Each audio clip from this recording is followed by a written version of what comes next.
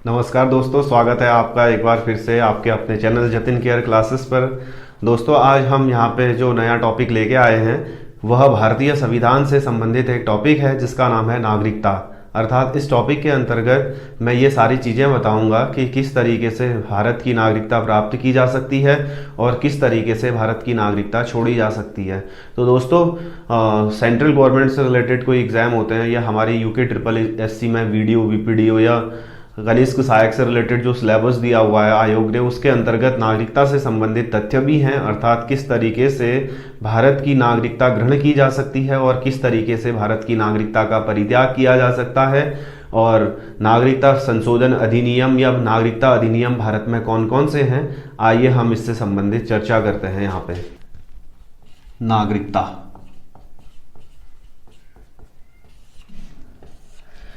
दोस्तों यहाँ पे जो नागरिकता है, नागरिकता भारतीय संविधान के भाग 2, भारतीय संविधान के भाग 2 अनुच्छेद 5 से 11 के मध्य नागरिकता का उल्लेख मिलता है। भारतीय संविधान के भाग 2 के अंतर्गत नागरिकता का उल्लेख मिलता है, जो अनुच्छेद 5 से 11 तक इसका संबंध है। तो दोस्तों, नागरिकता से तात्पर्य होता है किसी देश में रहने का विशेषाधिकार, किसी देश में रहने का अधिकार। अर्थात कोई भी व्यक्ति किसी देश में किस अकॉर्डिंग रह सकता है, ये उस देश की सिटीजनशिप कहलाती है। और हमारे देश की जो सिटीजनशिप है, भारत की जो सिटीजनशिप है, भारत की नागरिकता एकल नागरिकता है, सिंगल सिटीजनशिप है, और जिसको हमने संविधान बनते समय ब्रिटेन के संविधान से लिया है, जिसको हमने ब्रिटेन के संविधान से लिया है। और एकल नागरिकता से तात्पर्य यह होता है कि हम पूरे भारतवर्ष के नागरिक हैं। एकल नागरिकता से तात्पर्य यह होता है कि हम पूरे भारतवर्ष के नागरिक हैं और हम पूरे भारतवर्ष में घूम सकते हैं, कहीं भी निवास कर सकते हैं, कहीं भी विचरण कर सकते हैं। यह तात्पर्य है एकल नागरिकता से। तो दोस्तों, जब हमारा देश 1947 में आज़ाद हुआ था, तो उस समय नागरिकता से संबंधित हमारे देश में कोई भी उपबंध नहीं थे। नागरिकता से संबंधित उस समय हमारे देश में कोई भी उपबंध नहीं थे, क्योंकि यहाँ पे ऐसा हुआ था कि उस समय कई शरणार्थी थे जो भारत से पाकिस्तान गए थे, या बहुत से पाकिस्तान से भारत आए थे। तो इस समय नागरिकता से संबंधित अप एंड डाउन कहीं पर नहीं हुए। तो फिर धीरे धीरे क्या हुआ, जब भारत में सारी व्यवस्थाएं ठीक होते रही, भारत में व्यवस्थाओं का एडजस्टमेंट कंप्लीटली हो गया था, तो इस प्रकार से हमारे देश में नागरिकता अधिनियम, भारतीय नागरिकता अधिनियम, भारतीय नागरिकता अधिनियम, इंडियन सिटीजनशिप एक्ट कहते हैं ये 1955 में गवर्नमेंट ने दिया था, 1955 में भारत सरकार ने दिया था। और यह परिभाषित करता है कि किस तरीके से कोई भी व्यक्ति भारत का नागरिक बन सकता है और किस तरीके से कोई भी व्यक्ति भारत के नागरिकता का परित्याग कर सकता है, किस तरीके से भारत का कोई व्यक्ति भारत का नागरिक नहीं कहलाएगा। तो इस प्रकार से भारत में नागरिकता संशोधन अधिनियम 1986 है, 1986 आया था, 1992 आया था, फिर अभी 2019 में हमारे यहाँ CAA, सिटीजनशिप अमेंडमेंट एक्ट आया था। अभी कुछ समय बाद हम इसकी चर्चा करेंगे। तो ये भारत में नागरिकता से संबंधित ये तथ्य हैं। तो किस तरीके से हमें भारत की नागरिकता मिल सकती है और किस तरीके से हमें भारत की नागरिकता का परित्याग हम कर सकते हैं। तो दोस्तों, इस प्रकार से नागरिकता संशोधन अधिनियम, भारतीय नागरिकता अधिनियम, इंडियन सिटीजनशिप एक्ट के तहत कोई भी व्यक्ति 5 तरीके से भारत की नागरिकता को ग्रहण कर सकता है। इसमें नंबर फर्स्ट पॉइंट है जन्म से, जिसको हम कहते हैं यहाँ पे बाय बर्थ, और नंबर 2 यहाँ पे होता है वंशानुक्रम या रक्त के आधार पर। रक्त और वंशानुक्रम दोनों सेम ही है। और नंबर 3 यहाँ पे आता है पंजीकरण के आधार पर। पंजीकरण मीन्स होता है रजिस्ट्रेशन के आधार पर। और नंबर 4 यहाँ पे पॉइंट है देसीकरण। नंबर चौथा, देशीकरण के आधार पर कोई भी व्यक्ति भारत की नागरिकता ग्रहण कर सकता है। और नंबर 5 यहां पे है अर्जित भूभाग से। अर्जित भूभाग, अर्जित भूभाग अभी अब हम इनको यहां पे एक्सप्लेन करेंगे। तो दोस्तों ये 5 तरीके से कोई भी व्यक्ति भारत का नागरिक बन सकता है। अगर एग्जाम में पूछा जाता है कि कोई भी व्यक्ति भारत का नागरिक कितने तरीके से बन सकता है, 5 तरीके से बन सकता है। और यहां पे पूछेगा कि भारतीय नागरिकता किस देश से ग्रहण की गई, कौन सी नागरिकता है, सिंगल सिटीजनशिप है। और भारतीय नागरिकता संविधान में किस देश से ली गई है, ब्रिटेन से ली गई है। नागरिकता का उल्लेख संविधान के कौन से भाग में मिलता है, भाग 2 और अनुच्छेद 5 से लेके 11 के मध्य नागरिकता का उल्लेख मिलता है। इसमें ये 5 ऐसे तरीके हैं जिन 5 तरीकों के आधार पर कोई भी व्यक्ति भारत की नागरिकता ग्रहण कर सकता है।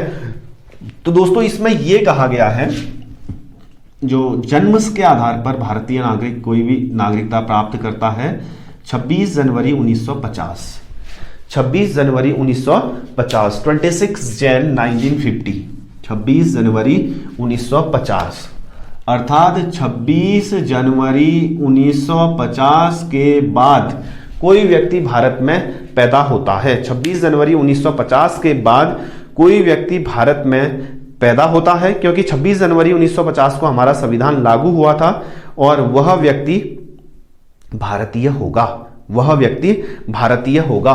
फिर बाद में क्या था ना, हमारे यहाँ एक नागरिकता संशोधन अधिनियम आया था 1986 में। 1986 के आधार पर 1987 में यह कहा गया कि वह व्यक्ति भी भारतीय होगा, वह व्यक्ति भी भारतीय होगा जिसका जन्म, मतलब वह व्यक्ति भारतीय होगा और उसके जन्म के समय उसके माता या पिता में से कोई एक भारत का नागरिक होगा, माता या पिता में से कोई भारत का नागरिक होगा। अब इसमें क्या होगा, कोई फॉरेनर आते हैं, अगर बाय द वे वो इंडिया में रहते हैं, इंडियन सिटीजन, इंडिया में उनका विवाह हुआ, तो वो इंडिया के सिटीजन्स तो है नहीं, लेकिन उनका विवाह यहाँ पे होता है, तो वो क्या कहला सकते हैं, उनकी संतान, या वो चाहे तो यहाँ पे नागरिकता के लिए अप्लाई कर सकते हैं। और कौन सी नागरिकता होगी, उनकी जन्म के आधार पर। और इसमें यहां पे जो दूसरी नागरिकता है वंशानुक्रम के आधार पर, वंशानुक्रम के आधार पर, वंशानुक्रम के आधार पर ऐसा कोई व्यक्ति भारत की नागरिकता ग्रहण कर सकता है जैसे कोई भारतीय पुरुष है, जैसे कोई भारतीय पुरुष है, वंशानुक्रम या रक्त के आधार पर वह भारत से बाहर रहते हैं, वह भारत से बाहर रहते हैं, उन्होंने वहां पे विवाह अपना आयोजित करवाया, उनकी संतानें पैदा हुई वहां पे, तो बाद में वो और उनकी संतानें भारत में नागरिकता के लिए अप्लाई कर सकते हैं वंशानुक्रम के आधार पर। वंशानुक्रम से तात्पर्य यह होगा कि माता या पिता में से कोई एक व्यक्ति भारत का नागरिक होना चाहिए, भारत, माता या पिता में से एक व्यक्ति भारत का नागरिक होना चाहिए। प्रारंभ में यह व्यवस्था नहीं थी, प्रारंभ में यह व्यवस्था केवल पुरुषों के लिए ही थी। बाद में 1992 में माता के आधार पर भी नागरिकता देने का प्रावधान हुआ। अर्थात कोई भारतीय महिला है, वो दूसरे देश में कार्य करती हैं, उन्होंने वहीं पर विवाह किया, तो वह, उनकी जो संतानें हैं वह भी भारतीय नागरिकता के लिए अप्लाई कर सकती हैं। पहले तो पुरुष के आधार पर ही, पिता के आधार पर ही होता था, लेकिन बाद में इसको माता के आधार पर भी किया गया और माता के आधार पर भी किसी व्यक्ति को भारत की नागरिकता मिल सकती है। किसके आधार पर, नागरिकता संशोधित अधिनियम 1992 के आधार पर। तो इसमें नंबर तीसरा है दोस्तों, पंजीकरण के आधार पर। पंजीकरण मीन्स होता है रजिस्ट्रेशन, पंजीकरण मीन्स होता है इसमें रजिस्ट्रेशन। इससे तात्पर्य यह है कि इसमें क्या था ना, इसमें पहले था 6 माह, अब कर दिया है 5 वर्ष। इसमें था पहले 6 माह, अब कर दिया है 5 वर्ष। अर्थात पंजीकरण से तात्पर्य यह होता है रजिस्ट्रेशन, अर्थात कोई विदेशी महिला है, कोई विदेशी महिला है जिन्होंने भारतीय पुरुष से विवाह किया है, या कोई विदेशी महिला है जिन्होंने भारतीय पुरुष से विवाह करने वाली हैं, या उनके नाबालिग बच्चे हैं, या उनके नाबालिग बच्चे हैं वह हिंदुस्तान आना चाहते हैं और हिंदुस्तान की नागरिकता उनको किस आधार पर मिलेगी। पहले तो इसमें यह प्रावधान था कि वो मिनिमम 6 माह भारत में रहेंगे तो इस आधार पर वह उन्हें भारत की नागरिकता मिल सकती है। अभी मैं देख रहा था यह लगभग 5 वर्ष कर दिया है, अर्थात वह लोग 5 वर्ष भारत में निवास करेंगे तो इसके बावजूद ही उन्हें भारत की नागरिकता पंजीकरण के माध्यम से मिलेगी। और इस माध्यम से नागरिकता प्राप्त करने के लिए वह लोग भी अप्लाई करते हैं, ऐसे कोई कंट्रीज मींस कॉमनवेल्थ कंट्रीज, जो कॉमनवेल्थ राष्ट्रमंडल देश के सदस्य होते हैं या राष्ट्रमंडल देशों के कोई सदस्य हैं, वह भारत सरकार के अंतर्गत जॉब करते हैं, लंबे समय तक वह भारत में निवास किया उन्होंने, फिर वह अगर चाहें तो यहाँ पर भारत की नागरिकता ले सकते हैं, भारत सरकार से नागरिकता के लिए अप्लाई कर सकते हैं। तो इस प्रकार से यहाँ पे चौथा जो है इसको है देशीयकरण द्वारा भारत की नागरिकता प्राप्त करना। देशीयकरण द्वारा भारत की नागरिकता प्राप्त करना, इसके अंतर्गत पहले था 5 वर्ष, अब है 10 वर्ष। इसके अंतर्गत देशीयकरण के आधार पर, अर्थात ये भी एक मेथड है भारत की नागरिकता को प्राप्त करने का। अर्थात इसमें क्या होता है कि इसके माध्यम से भी कोई भारत से बाहर का व्यक्ति भारत की नागरिकता प्राप्त कर सकता है, बशर्ते उसको पहले 5 साल था, अब 10 वर्षों तक लगातार भारत में रहना अनिवार्य है। इसके आधार पर भी उस व्यक्ति को भारत की नागरिकता मिल सकती है। और नंबर 5वां है यहाँ पे अर्जित भूभाग। अर्जित भूभाग, अर्जित भूभाग से तात्पर्य यह होता है कि जैसे कोई देश है, उसने किसी देश की किसी लैंड को खरीद लिया। जैसे भारत है, भारत ने ये मानते हैं कि अपने सीमावर्ती देश हैं उनसे कोई लैंड खरीदी और वहाँ कोई लोग निवास करते हैं। अगर उन लोगों को कोई आपत्ति नहीं है, अगर उन लोगों को किसी भी प्रकार से कोई आपत्ति नहीं है तो वह खुशी खुशी भारत की नागरिकता ग्रहण कर सकते हैं और भारत सरकार उनको भारत की नागरिकता देगी। अगर किसी देश के साथ भारत का युद्ध होता है, भारत उस देश के किसी भूभाग पर अधिकार करता है तो भारत अधिकार करेगा, उस भूभाग में जो कोई लोग निवास करते हैं वह भी खुशी खुशी अगर चाहें तो भारतीय संघ में मिल सकते हैं, भारत उनको अपनी नागरिकता देगा। तो दोस्तों ये तो था किस तरीके से हम भारत की नागरिकता प्राप्त कर सकते हैं। 5 तरीके से कोई भी व्यक्ति भारत की नागरिकता प्राप्त कर सकता है। और नागरिकता भारतीय नागरिकता अधिनियम 1955 के आधार पर यह कहा गया है कि कोई भी व्यक्ति भारत का नागरिक होगा, उसकी एकल नागरिकता होगी, अर्थात वो किसी दूसरे देश की नागरिकता ग्रहण कर सकता है, लेकिन दूसरे देश की नागरिकता ग्रहण करेगा तो भारत की नागरिकता स्वयं समाप्त हो जाएगी। यहाँ पे कुछ व्यवस्थाएं होती हैं ऐसी, जिस तरीके से कोई व्यक्ति किसी दूसरे देश की नागरिकता को ग्रहण करेगा। जैसे हम इंडियन हैं, हमने यूएस की नागरिकता अडॉप्ट करी या हमने ऑस्ट्रेलिया की नागरिकता अडॉप्ट करी, ब्रिटेन की नागरिकता अडॉप्ट करी, तो हमारी भारत की नागरिकता स्वतः ही समाप्त हो जाएगी। भारत की नागरिकता स्वतः ही समाप्त हो जाएगी। तो इसमें हम यह कह सकते हैं किसी दूसरे देश की नागरिकता के ग्रहण करने से। नंबर 1, किसी दूसरे देश की नागरिकता के ग्रहण करने से। नंबर 2, अगर देशद्रोह से रिलेटेड कोई एक्टिविटीज करते हैं, देशद्रोह से संबंधित कोई कार्य करते हैं, सरकार हमसे हमारी नागरिकता छीन सकती है और स्वेच्छा से भी हम अपनी नागरिकता का परित्याग कर सकते हैं। तो ये तो था दोस्तों किस तरीके से हम अपनी नागरिकता का परित्याग कर सकते हैं। तो दोस्तों यहाँ पे अब हम थोड़ा चर्चा करते हैं CAA से रिलेटेड। CAA क्या है? CAA इसको कहा जा सकता है सिटीजनशिप अमेंडमेंट एक्ट, नागरिकता संशोधन अधिनियम। ठीक है, तो इसको 12 दिसंबर 2019 को CAA से रिलेटेड कानून बना था।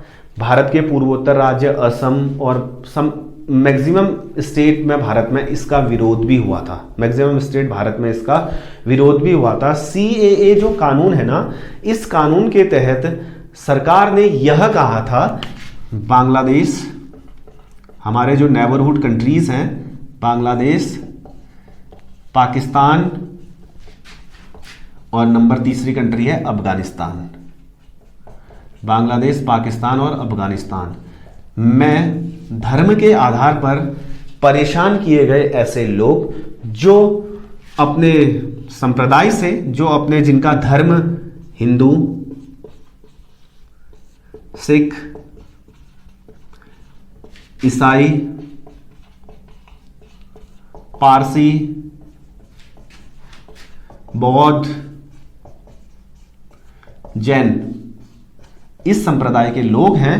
और यह लोग 31 दिसंबर 2014 के पूर्व से 31 दिसंबर 2014 के पूर्व से भारत में निवास कर रहे हैं, तो इन लोगों को इजीली भारत की नागरिकता मिल सकती है।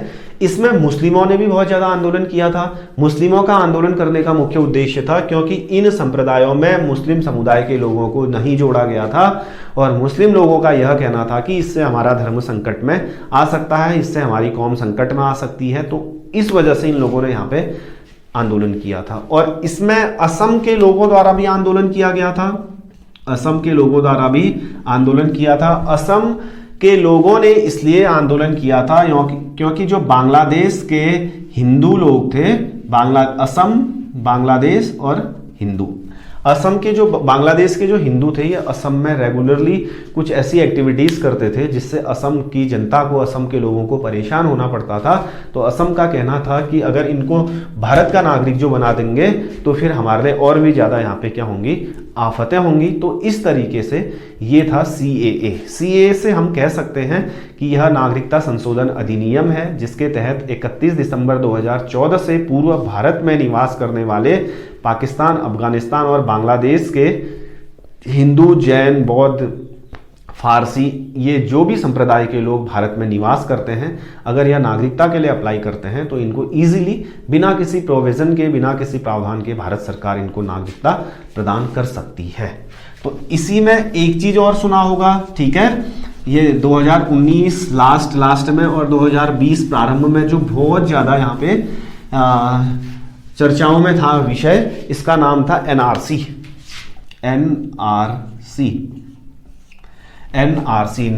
NRC इसका विस्तृत रूप होता है नेशनल रजिस्टर ऑफ सिटीजनशिप। यह एक प्रकार का रजिस्टर है और इसको 2013 में सुप्रीम कोर्ट की देखरेख में गठित किया गया था, ठीक है। नेशनल रजिस्टर ऑफ सिटीजनशिप 2013 में सुप्रीम कोर्ट की देखरेख में इसकी स्थापना हुई थी।